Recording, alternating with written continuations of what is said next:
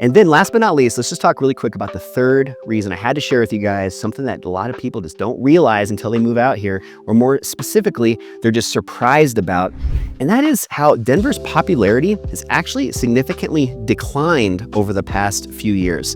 I've used this same quote or the same stat in a lot of my other recent videos just because I think it is so important and valuable just to know about, and that's regarding U-Haul. So U-Haul, I'm sure you guys are all familiar with, one of the largest moving companies in the world. Well, they put out an annual U-Haul moving index.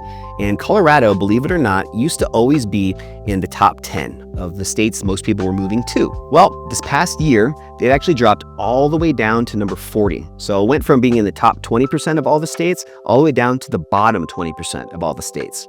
So if you want to ask somebody like myself why that is, I'm gonna give you one word, and that's affordability. More specifically, the difference between the cost of homes out here to purchase and the average or the median household income. People just aren't making enough money here to afford the cost of real estate. This is way out of balance in comparison to other states, like for example, Texas, where you have a fairly high annual household income, but the home prices are still a little bit more achievable where they're not such a massive disparity between the two. So just want to really make that clear because a lot of people still think that Colorado is this incredibly popular place to move to, and it is in a sense, but there's still a lot of changes happening where it's not nearly as popular as it once was.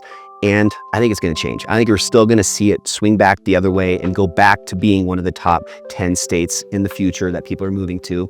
And I want to bring this up, and I put this as my third and final point. So for any of you guys that are still on this video watching, this is a little extra gem for you guys to really take home, is just to understand that we really are in this unique time in Denver where if you're able to get creative and make the money part of this work, if you're able to figure out a way to have ability to buy a home in Denver in the next year, 2026, you're going to be able to buy it at a low point, at a dip.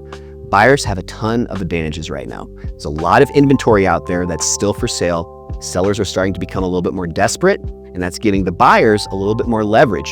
There's also a lot of the new construction communities where they also are feeling the pinch, and they're giving out bigger discounts, bigger incentives. You know, they oftentimes have in-house lenders, so they'll use that in-house lender and offer an interest rate all the way down into the high 3 or low 4% range as part of a 2-1 buy down, as an example.